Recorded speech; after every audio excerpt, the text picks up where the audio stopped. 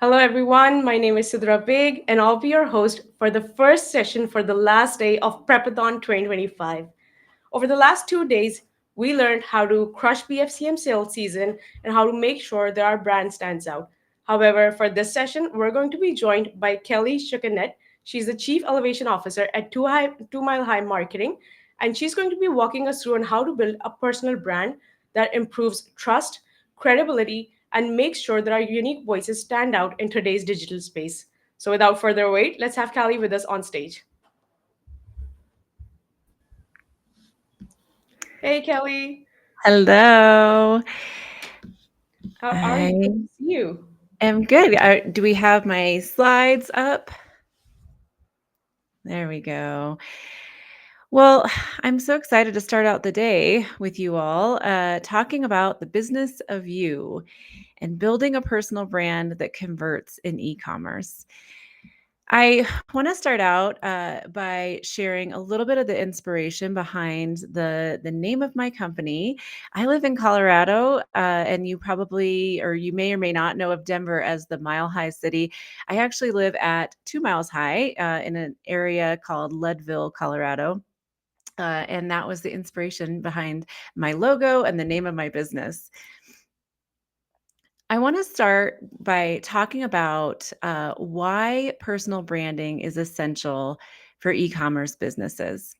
So, I've got a couple stats here to share with you. 82% of people are more likely to trust a company when its senior executives are active on social media. 77% of consumers are more likely to buy when the CEO of the business uses social media. That personal presence is what people see. They learn about that CEO, that founder, that business owner, and they they trust people when they see them being active on social media. So, a couple of powerful stats I wanted to share to start us out. Now we're going to talk about why personal branding is essential. I'm going to cover the 3 pillars of personal branding and how to build your personal brand. So, we'll start to get into some of the specifics of things that you can do. First of all, I'm going to play a bit of a game here. I don't know if I can see the chat. If you all can put into the chat, I'm going to ask you. I'm going to show you a couple of brands, some logos, and I want to see who the first person is that you think of. So I want to see here if I can see the chat. Okay, so I can. So when I show you these, I want you to type into the chat the first person that you think of associated with that logo or that brand. So here's the first one.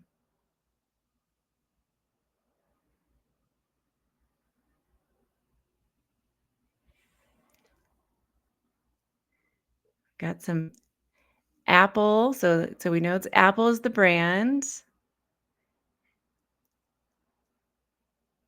All right. We heard the brand. So some people put in the chat the brand, and then we also had so the answer there, Steve Jobs. Okay, I'm going to give you another one. I'm really curious if anyone knows this one. This is my favorite non-alcoholic beverage. The green one is my favorite. Curious if anyone knows this brand. Not getting any not getting anyone in the chat. Not familiar. Um, okay, I'll give you this one. I wondered if anyone would know this one. This is a personal one for me that I love. Katy Perry. So Katy Perry is the name behind the Desoy brand, and it's a non-alcoholic beverage. And if you're into non-alcoholic drinks, check it out. Next one.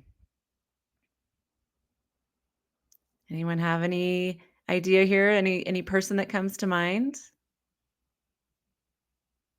Okay, that one was pretty quick. You guys got that one. So Dr. Dre, Beats. And then I'll give you another one here. Anyone familiar with Fabletics? No idea.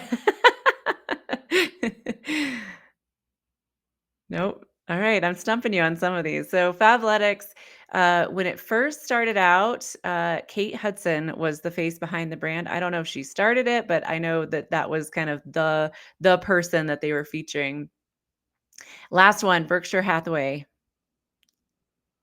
Anyone? Even if you have no clue, put that in there because that's okay. Nope. Okay. So Warren Buffett. Maybe you got like half and half of these, but there are a lot of times with a brand, we see a person and we associate a person with that brand. So we got about half of those. There may be others that you all have in mind, and if you think of others, put them in the chat. Like brands that you know and like and use, and the person that you associate with that brand. All of that to say that the people behind the brand are really important, and not just the people, but the stories that create that deeper connection with brand loyalty. So I'm going to give you some more kind of examples of some stories and some personal brands that turned into some e-commerce successful e-commerce businesses. Anyone know Vanessa Lau? You can just put in the chat if you are familiar with her or her products.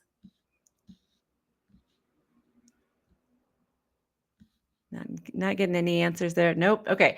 All right. Well, I'm gonna share this video. I'll just play like a little clip of it here, but this is Vanessa kind of telling the story of her business. This is step by step how we launched our milk tea company. Ever since my burnout in 2022, my body became sensitive to coffee. I didn't realize how much my daily coffee was affecting my anxiety and how much my bubble tea was secretly making me fat. So in 2023, we bought the domain superwoba.com and the process began. We bought raw ingredients on Amazon and got to work in our kitchen. After drinking our own product for weeks, we decided that this could be a real business. So the first step was finding a manufacturer. We contacted over 50 and finally found one willing to work with our startup.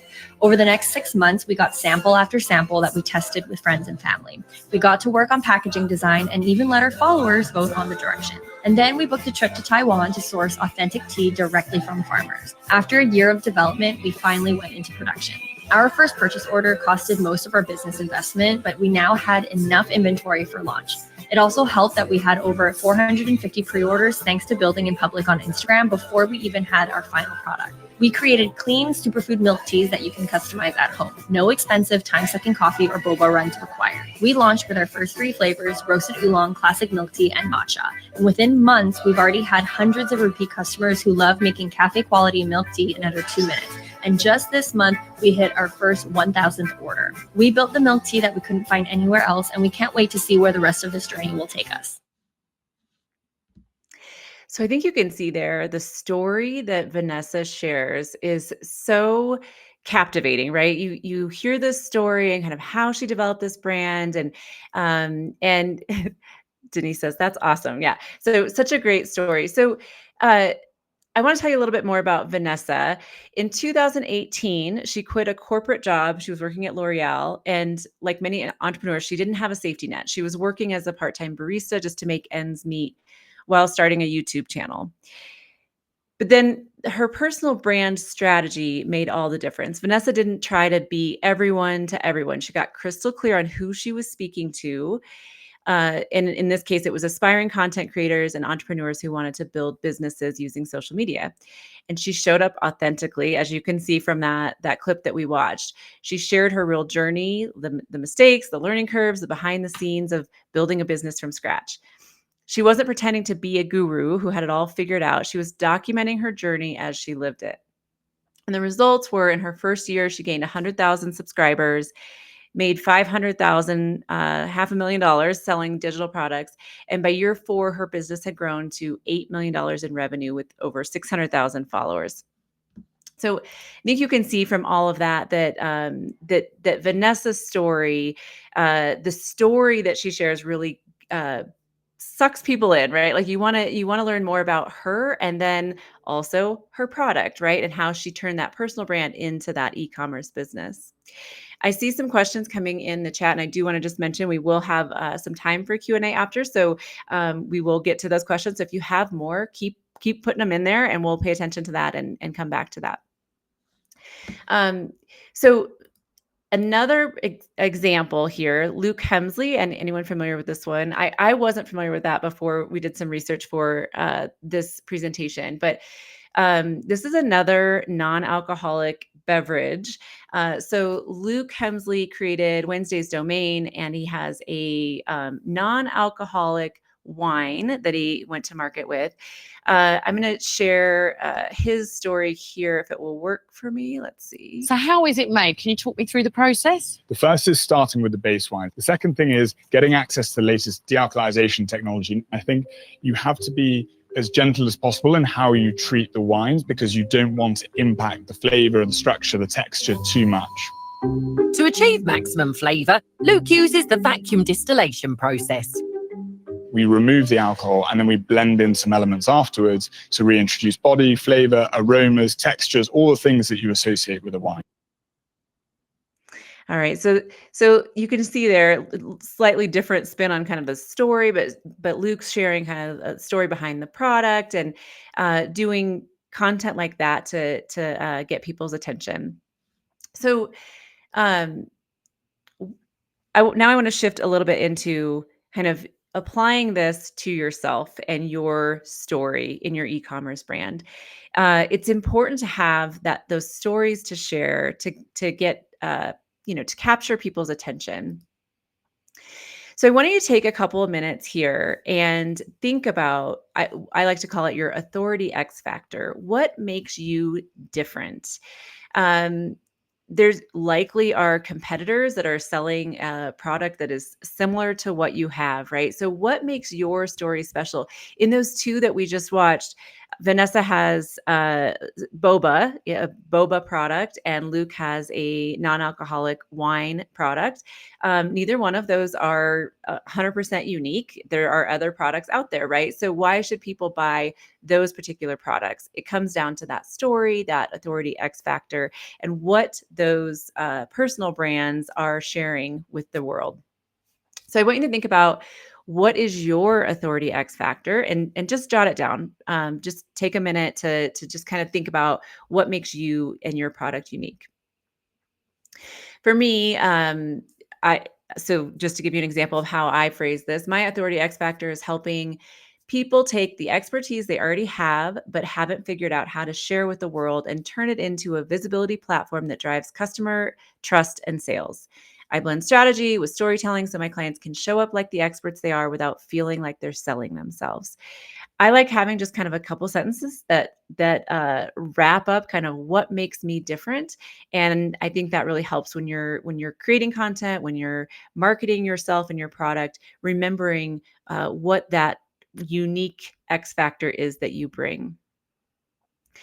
And before I move on to the 3 pillars of personal branding, if you're really, really clear on what your unique authority X factor is, I'd love it if you would share it in the chat. So share it with some of us. Tell us what is your product, what is the thing that you are selling, and what makes you the unique expert in that.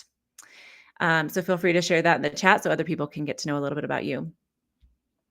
So I want to cover the 3 pillars of personal branding. So anyone who is looking to build their personal brand and sell a product, a service, whatever that is that you are, the reason behind your wanting to develop your personal brand, these are the 3 things to be thinking about. So number 1 is visibility. We just talked about that story. What is that story? Well, your story isn't going to attract opportunities or sales if you're not sharing it, right? So the most important thing there is getting your story out there, sharing it with the world. Some of the ways that might look for somebody in e-commerce would be your digital presence. So social media, TikTok, Instagram. I think Instagram was the one that we saw in the last 2 clips, right? but it might look like blog posts. What type of content can you put out there to attract your target audience? Speaking engagements, getting visible in front of your target audience. Traditional marketing. I don't know if anyone's heard of the Times Square feature. I don't know what you call this, but you can get a video on Times Square for actually a very small amount of money. And it's like a maybe 30-second clip that shows every hour or something. I love this idea because it's something that if you're trying to get more visibility, right, you can do this for a pretty small investment, but time it where if you're going to be in New York and you sit there for an hour and capture this on the screen behind you, it's a really, really great PR opportunity for pretty low cost. And then features. So getting media relationships, getting featured in magazines, getting featured on websites, looking for ways to kind of collaborate with other media that would help you reach your target audience. Whoop. There we go.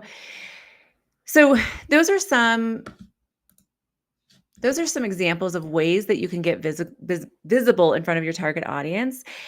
But I want to mention here that it's really important not to just do one and done, right? So you do a video or you do that, like that Times Square example that I gave. So you have this video on Times Square, right? Or this feature on Times Square, and then you don't make the most of it by going out, taking a video of yourself, seeing it, taking a picture of yourself in front of it. There's just so many ways that you can repurpose content. And so it's really important to make the most of the content that you create, right? So I just have kind of an example of kind of what that might look like if you were to do, let's say, a podcast or a video clip for TikTok or YouTube. These are all of this. I mean, this is not all of the ways. There's probably some I'm missing here, but these are a number of ways that you can repurpose that one piece of content, right? So you might be able to turn it into a lead magnet, create a blog post sharing about the feature that you had, turn it into, maybe it's some sort of content. You can turn it into a full presentation, right? So to do a speaking event, going in more depth on that topic.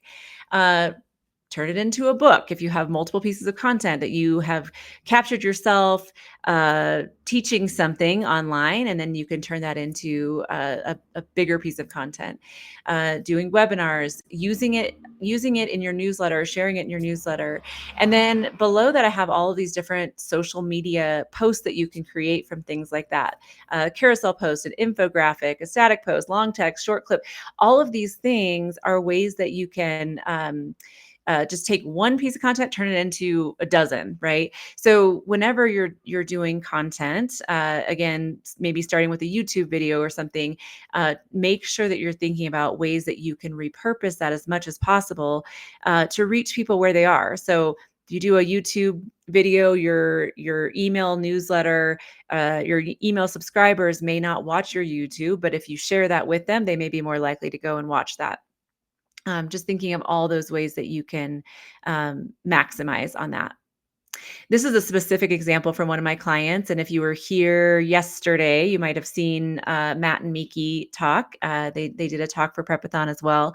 They have a YouTube playlist or YouTube channel, Boozy Browsing. So they will talk about some website design kind of topics, and they will make a drink, a cocktail, a mocktail, something, and they'll talk about it. And they can take that, again, like that maybe 20-minute video, and then turn it into clips that we can then share on Instagram or LinkedIn. They might talk about something that we could then turn into a blog post, so a longer form content piece. And then even featured articles. So Miki is a Forbes agency council member. And so we can turn some of her other content into articles where we can repurpose them there. So just to give you some specific examples of ways that you can multi-purpose any piece of content. Pillar number 2. So pillar number 1 was visibility. Pillar number 2 is credibility. So it's not just about getting visible in front of your target audience, but it's also about the way that you show up, the way that you appear to people online. So every video, social media post, or PR opportunity is a receipt for your expertise. You want to show up in a way that positions you where people see you as the expert in your niche. I used to work in publishing. I ran a publishing company for a few years. And one of the things that we would tell authors all the time was never listen to this statement, don't judge a book by its cover, because everyone judges a book by its cover, right? So everyone sees a book and makes a decision about, I shouldn't say everyone, but most people are going to see a book cover and make a decision about whether or not they want to read it. Perfect example here is here's a book on habit building, how to build, and then the subtitle, Good Habits to Transform Your Life, blah, blah, blah. This is a book where the cover does not sell it very well, right? On the other hand, Atomic Habits, very similar topic, way better cover, right? So I like to think of this as you are the cover of your own book. And how are you presenting yourself to the world? How are you selling yourself?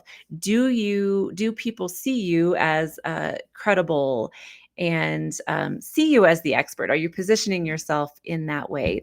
It's really important to do that so that people, again, trust you and see that you're the credible person. Somebody said, great book, Atomic Habits. I agree. One of my favorites. I don't know, maybe Habit Building, How to Build, blah, blah, blah is also a fantastic book, but I haven't read it. All right. So again, the cover sells the story. You are the cover of your own book. Make sure that the way that you are showing up is the way that people will see you as the credible expert that you are. One more example to drive this point home. Are you more likely to buy from the brand on the left or the brand on the right? So the brand on the right is kind of a jumbled mess on the screen, where the one on the left looks more dialed. Left for sure. I agree. All right. Another way to build credibility is social proof. So getting reviews for your product. And sometimes this happens naturally, but sometimes you may need to think about going out and reaching out to people, asking them to post reviews for you.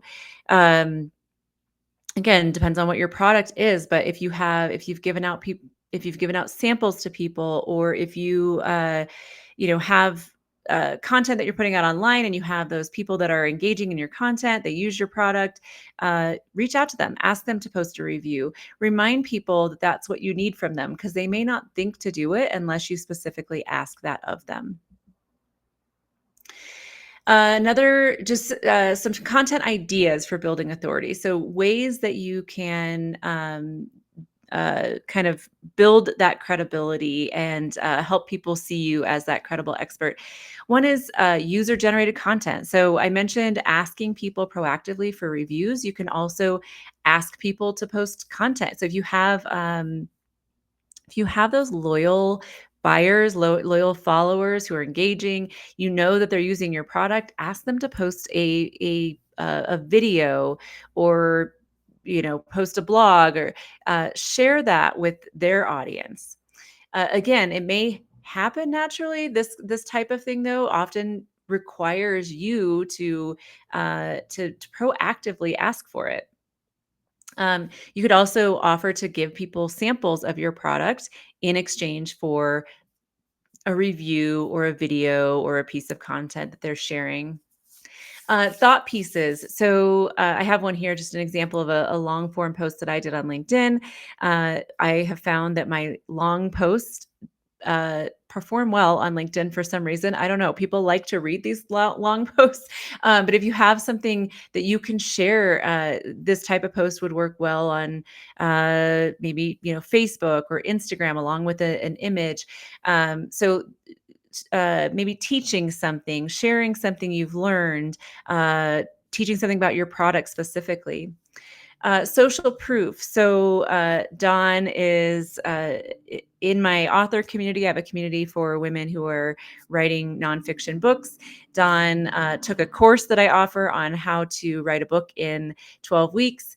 And then, she was constantly telling me how great the course was, how happy she was with her book, all of these things. So I was like, great, can you put together a testimonial for me? Why not? She loved what she had put together through our product, in this case, a course. And so she sent me a picture and a testimonial, and then we're able to share that with the world as well. So helps people see how we're able to help other people like them. And then behind the scenes. So this is a super boba example that's showing how the product is made, or how, drinks that you can make with it, or, other ways that you can teach people. So these are some of the ways that you can build that credibility through your social content. Pillar number 3 is consistency. I had a client, this is like one of my favorite quotes of all time about marketing. So I had a client years ago who used to always say 80% of marketing is simply reminding people that you exist. And I think that there is no truer statement about marketing than that. It is about consistently showing up, right? So you can do a video one time, right? Maybe it goes viral, great. But if you let that just kind of die and you move on, and 6 months later you haven't posted anything, people aren't going to remember. So it's about showing up in a way that is consistent, where people remember your product, they remember you, they remember your story. You might start to feel like a broken record. Sometimes you feel like you're saying the same things over and over again, but it's that consistently showing up is reaching your target audience where they are at the time where it makes the most sense for them. I showed you that Warby Parker example earlier. I love glasses, and sometimes I'll just be randomly thinking about glasses I want to buy, and I'll be kind of looking on my phone, but I'm not in a place to buy in that moment, right?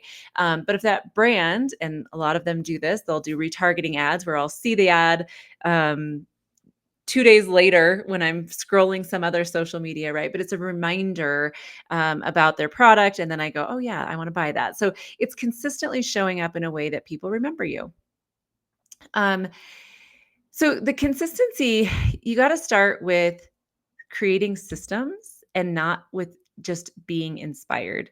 If you are a content creator, you probably know it's so much easier to create content when you're in the mode of inspiration. You're inspired by something, you're excited, you want to share it. It's those moments where you're like, I can't think of something to post today, or I'm out of ideas, or I feel like a broken record. I've shared the same thing over and over again. That happens to all of us. But when you put systems in place to help you think about content,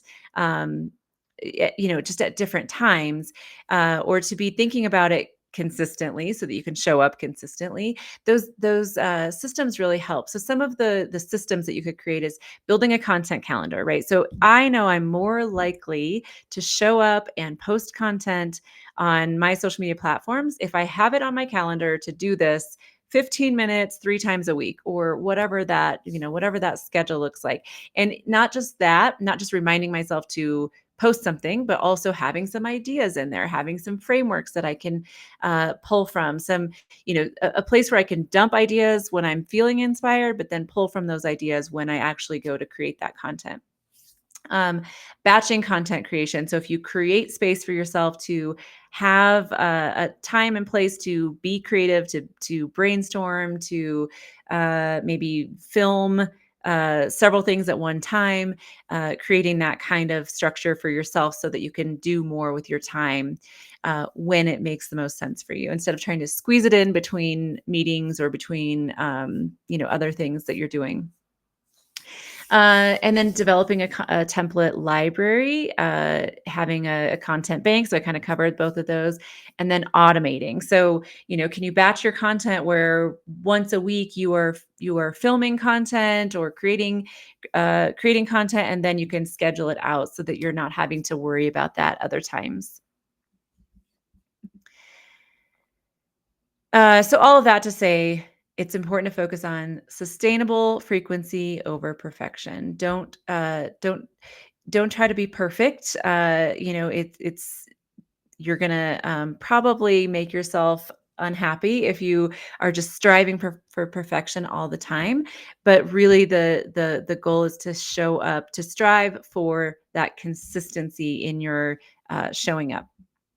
I have some recommendations around how often to show up. These things are going to be different based on where your target audience is, right? But I have just kind of a list of ideas here for you. So a lot of my clients are finding their clients on LinkedIn. So for my clients specifically, I tell them to post to LinkedIn 2 to 3 times a week. For you, if your clients are, or your customers are potentially on TikTok or Instagram, I would recommend more often than 2 to 3 times a week. But whatever you commit to, the most important thing is committing to something that you feel that you can commit to, right? So don't tell yourself I'm going to post 5 times a day, every day, 7 days a week, if realistically you're going to make it 2 days and then quit doing that. Start with once a day or every other day, or whatever you can realistically commit yourself to. If you have a newsletter, publish a newsletter at least, or send out a newsletter at least once a month, weekly if you can, but once a month if that's the most that you can do. Guest on podcasts, so 2 to 3 times a month. I make that a goal for my clients. 2 to 3 times a month, get on other people's podcasts. The goal of that is to create content for yourself and to reach the podcast host's target audience as well. Publish a blog post at least once a month. If you are the type of person who can go out and speak, if that is good for your product or service, go out and speak at least quarterly, and find 4 meaningful collaborations each year. So those collaborations, I mentioned my client Miki, who is a Forbes contributor. That's a great idea, or great example of a collaboration, right? So looking for ways that you can post content on somebody else's blog, or have a guest post on your blog, or have an influencer that you could reach out to on social media, on TikTok, Instagram, and get them to post something about your product. So that one doesn't come as easily. You have to be thinking ahead and being proactive to find those collaborations, but shooting for potential opportunities in the year that you might be able to get more exposure that way. So I want to end with some time for Q&A. I also want to share with you, in the middle there, I've got this QR code for the Personal Brand Scorecard. This Personal Brand Scorecard is something that if you are somebody who is wanting to build your personal brand, this scorecard takes you 3 minutes. It's a quick quiz. You answer some questions, but in the process of answering those questions, it's going to make you think a little bit about what you are doing and what you are not doing. That's the more important thing that you might be able to work on. So the scorecard will kind of tell you where you fall as when it comes to your personal brand, and give you some ideas of the things that you can work on if you want to really develop your personal brand further. So I want to recommend taking that if that's something that if you're wanting to build your personal brand. And then I've got my LinkedIn there if you want to connect with me there. And then I also just wanted to spend a little bit of time on questions. If anyone has any questions for me about personal branding, or about the pillars that I mentioned, or anything like that. Well, thank you so much, Kelly, for that wonderful session. And I know we've got a lot of questions here, so let's jump right into it. Alrighty. I think let's go with the very first question that we got. Oh, there are quite a few actually. All right, let's print this one on screen. It says, how do you strike the right balance between authenticity and editorial discipline to ensure the brand feels human while also still effectively driving sales? Yeah, so I think that's a great question. It might have come in before I covered the 3 pillars, because the pillars, I think, give you that balance, right? So it's showing up consistently, but then also making sure. I guess we didn't talk about authenticity so much as credibility, but I think that's a good point. That it's important to show up authentically. I think when it comes to your personal brand, you have to be you and fully you, because people feel that, right? And so. But I think that, when we talked about the consistency and that kind of the systems for creating that consistency within your schedule, I think that that will help with being able to show up authentically. If you're forcing yourself to put out content every day, but you're not making time for kind of the time to think and brainstorm and plan things out, then you're going to just be forcing out content and not really showing up in a way that's going to uh, make you look the best possible. So I think it's just about kind of creating those systems and making sure that you are in a place to create content when you are showing up in that way, like your brain is in that mindset. I saw the comment that the LinkedIn QR code is not working. I don't know if other people are having that problem, so I'm going to just put in the chat what my LinkedIn URL is, so that you have that just in case. Awesome. And then I think let's move on to another one. So this is a repeat question. I think 2 people asked something similar. So I'm just gonna pin Saad's question here. So basically, what they're asking is, how do big brands, like even brands like Cloudways, what is the best way to take a personal branding approach? Should it be done by the executives, or should employees start building their own personal brands through their own domains on LinkedIn? Yes. So great question. The reason that personal branding is just so important to me is that I was an employee for 20 years. I worked for other people for 20 years, and I always had some sort of personal brand thing I was doing on the side. I loved social media, so I was always kind of playing around on different social media platforms and learning what worked well, not necessarily for my job, but just more for myself. And I was learning. Yeah. And because of that, I ended up, I say I like accidentally developed a personal brand, but that accidental personal brand led to kind of the next stages of my career. So I think it's really important. I think it's important for anyone who is the face of a brand or face of a business, the CEO, to have a personal brand, develop their thought leadership platform. But I also think it's important for anyone at any stage in their career. If you're just out of college, doesn't matter. You should always be thinking about how you're showing up online, and in developing your own kind of personal brand that people are getting to know you. You never know what sort of opportunities that will open for you in the future. So it's really, I think it's important at any stage of your career to be doing that. Absolutely. And I think I'll just add one more question here to this. How do you make sure that, we're also not sounding too salesy or too pushy in terms of, while building our own personal brand? I think that the biggest key to that is showing up in a way where you are sharing knowledge with people. So Right. a big part of the personal brand I created on TikTok was I had a background in publishing, so I started developing content teaching people how to market their books on TikTok.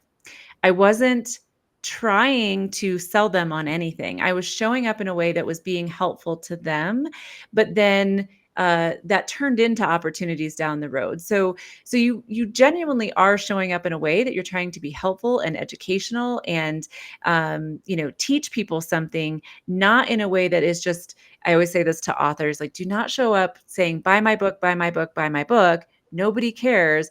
Tell them about the story behind the book. Tell them about the things that they're going to learn in the book. Approach it from the viewer's perspective. What will they get out of this? Not what will I get out of this? And in the end, you will get something out of it. It's a different approach to how you show up. Absolutely. Spot on with that. And then I think let's just take one more question here. It's by Saleh, and he's asking how he can actually make sure that his content stands out, especially in the face of like paid influencers and really startups that have really good fundings available for them. So Yeah. So I want to go back to that authority X factor. That is, I think, the most important thing to focus on if you want to stand out. And I say that from my own experience. And when I started my business, I was showing up in a way where, who was I? I had been an employee for 20 years. I was brand new to having a business, but I was showing up and I was telling my story. And a lot of my story comes from being, I call it the person behind the person, right? So in my career, I was helping somebody else establish their thought leadership platform. And when I started sharing my story online, it resonated with people. And I didn't realize how much people would really just engage with my story. But when I started sharing it, it was authentically me sharing my real story, but people were really interested in it. And so I think that's the key is I really tapped into my own authority X factor, what made me unique and how I was able to help people. And when I started sharing that, it was working, right? People were really interested in that. So I encourage you to, again, go back to that authority X factor, really think about what makes you different, because that's what's going to make you stand out. And then really focus your content on that. Tell those stories, share your experiences. Other people are going to, it's going to resonate with other people in ways that it's going to surprise you. But it's just sharing that story is what will really make you stand out. Awesome. I think those would be all the questions that we can take on at this point. But obviously, Kelly, you can stick around the chat and just answer people there. Sure. I think, yeah. And thank you so much once again for being here. One last question from me. How was your experience being here, on the Prepathon stage? What are your thoughts about it? Yeah, it's great. You guys are super organized, and I love this format. I think it's great. Wish I could see people face to face, but I'm hoping they connect with me online and I can see them that way. For sure. Yeah, I know. I feel that. Of course. And thanks again, Kelly, for being here. We honestly really appreciate it. Thank you. Of course. All right. So that was it from Kelly, but don't go anywhere because we've got our next session lined up right away. It's about the value of older customers and keeping them around. And then right after that, we have a very, very fun activity planned for the day. So don't go anywhere. We'll be right back.